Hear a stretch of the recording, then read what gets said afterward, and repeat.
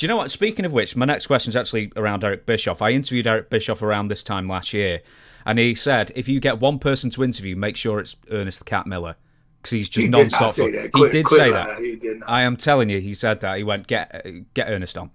And he was also talking about courage for quite a while. Anyway, first things first is, I know you were teaching Eric's kid karate. And I suppose, and that was your introduction to Eric. When did Eric come to you first and say, have you ever thought about this wrestling thing?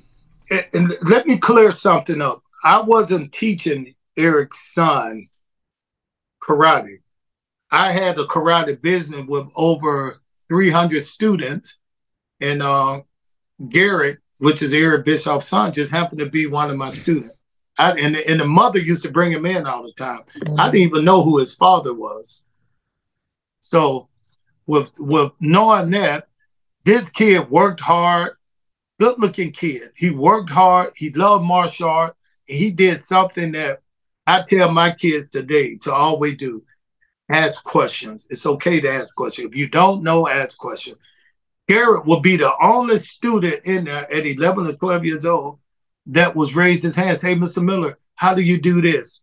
And sometimes I would say, instead of stopping the class, I would say, Garrett, stay a few minutes. Ask your mom, can you stay a few minutes out of practice and I'll show you.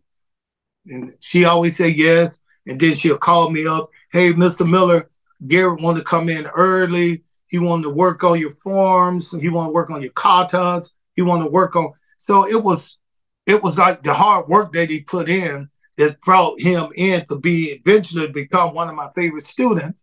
And then one day he came in, Garrett came in, hey, Mr. Miller. And I looked for his mom, beautiful lady. Mom, beautiful. You ever seen his mom before? Yes. She's beautiful, beautiful, Laura, beautiful. So of course, you know, when she wasn't there. So, but then I said, how you get in? He said, my dad brought me. And I knew a few times that I told Garrett to go home and work on certain techniques. He'll come back and he'll be able to do the technique, not just better, he'll be able to do it good. So I thought maybe he would go into another karate school somewhere after he left me. And then he said, no, my dad worked with me. So I said, your dad know karate? He said, yeah, that's all. He said, yeah, my dad know karate. He took karate classes. So anyway, I didn't know his dad, didn't ask his father's name. So this time, Garrett came in. This day, Garrett came in. Hey, Mr. Miller, boom. So I looked out to see, said, where your mom at? I always spoke to his mom and said, he said, my dad brought me.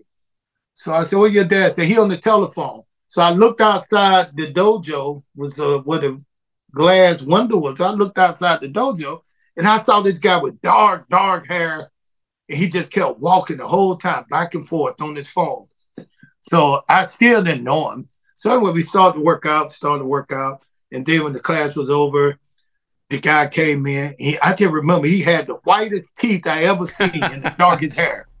I was like, who the hell is this dude with these white teeth? Then he said, hey, I'm Eric Bischoff. And he said, listen, first of all, my son and my wife, and thanks for the time that you take with my son. And I really appreciate that. And he's like that. I said, no, thanks for bringing him in. You know, I got a lot of kids, but thanks for bringing them in. So it was a short visit. So about maybe 2 weeks later, Garrett come into class. And Garrett come into class, and then his dad came behind him.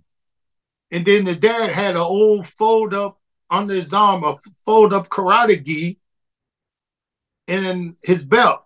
So he said, hey, Mr. Miller, today's sparring day, right? I said, yeah. So this Eric talking to me. Eric said, Mr. Miller, can I spar with you guys? And I was like, oh, I had 12 young karate instructors. All the instructors came over.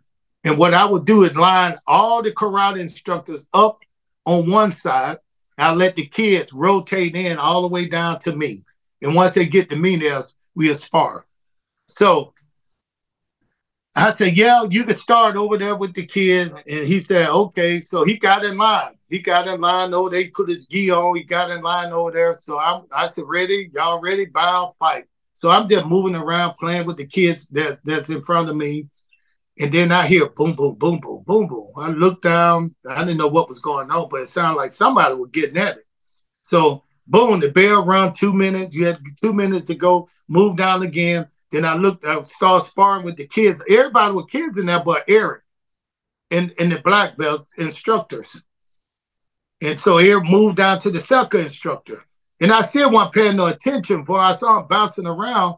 But then, because I was sparring with my kid, so then I took a fight off, and I realized what was going on. Eric Bischoff was whipping every one of my karate instructors. I mean, these guys wasn't bad. They taught for me. These guys were good, and they were young, and they were fighters.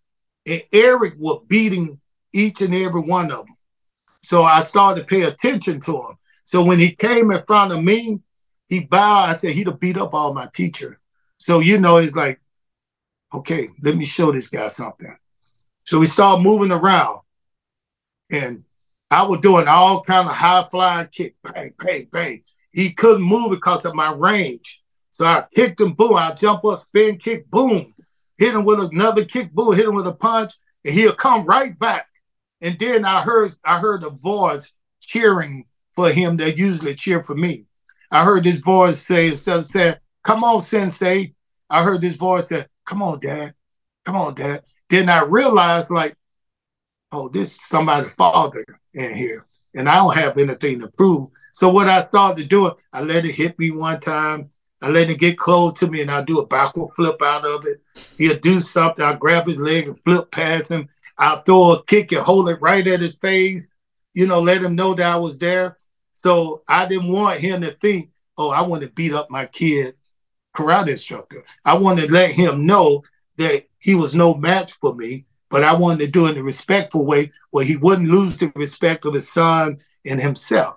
So anyway, so once it was over, we in the locker room getting changed, and I went back, I said, man, you're pretty good, Mr. Bischoff. And he said, yeah. And he just said, man, listen, I'd love to take you to lunch. And I said, well, okay, then just let me know. He said, I'll call you next week. I'll take you to lunch. Then he looked at me and he said, thanks. I said, for what? He said, you could have took my head off whenever you wanted to. Thanks for not doing that. Then he said, look at this face. And he flashed the white teeth. He said, this is my money maker. And you didn't mess it up. So I was like, oh, okay. So anyway, he called me the next week for lunch. And we went to lunch, and we had, he took me a place I'd never been before and never wanted to go. He took me a place to eat sushi. Listen, I'm a black man. We don't eat sushi. We eat catfish, So he ordered all this sushi for me. And the whole time he was talking to me, I did not take one bite of that sushi. He said, well, so he talked to me. He said, man, you'll be good in my business. I said, what's your business? He said, my business is pro wrestling. Then he said, you'll be good. You'll be a good pro wrestler because you can talk, you're good looking, you're athletic. You'll be good in this business. Then I said, but I'm a world kickboxing karate champion. One thing that we learned to not be is fake. And I look at wrestling as being fake. And he said, yeah, but how much money you make? I said, $2,000 a month. He said, I could pay you a whole lot more than that being fake. So he said, here go my phone number. Give me a call, get her a call, my secretary a call when you get ready to come in. And I'm gonna help what you can. He said, this is the plan. I want to make your name known in pro wrestling, where you can go over to Japan and work for 3 months. Then you can come back and teach a class and earn a living. I was like, okay, that's a good deal. We walked away, separated. We walked away. And then Eric Bischoff, I didn't call Eric for a whole month. He called me back. He said, Mr. Miller, I thought you were going to give me a call. And I said, yeah, I was going to give you a call. He said, why haven't you called? I said, because I know that I told you I was going to come and work for you or work with you. But right now, he said, I can make you a very wealthy man. And I was like, I know, but right now what we got happening is right at the end of this class, I got a lot of students that have been working with me towards their black belt. So if I left before they got the black belt, some of them may not achieve the goal and which they were there for, to get a black belt. So I was just going to wait until after they finished. He said, how long? I said, about another month. He said, another month? And I said, yeah. And I guess he looked at me because I didn't know how much money I was going to get paid, the transition was going to be. But he looked at me, and soon I came in. Matter of fact, the day I told him I was going to start, once they graduated, once my class graduated to their black belt, the ceremony was on a Sunday. Monday morning, I was in the power plant working out. I was in the power plant for 2 weeks, and Eric just happened to come down there because NWO were getting ready to break out. So some of those guys were down there practicing, and Eric came down there to look them over. When he walked in, he saw me. He was surprised. He was like, Ernest, how long have you been in here? I said, 2 weeks. He said, you been in here that long? He said, you haven't seen me? Have you got paid? I said, no. And he was like, man, he said, don't worry about it. Come to my office and we'll write your contract out. And he said, you haven't bothered me. I said, no, because I told you what I was going to do. I told you the date, and I was here on that date. Mm-hmm. He just said, man, listen, you a giver. This business all takers. You a giver. So come to my office and I'll take care of it. He signed me to my first 3-year deal. Mm-hmm.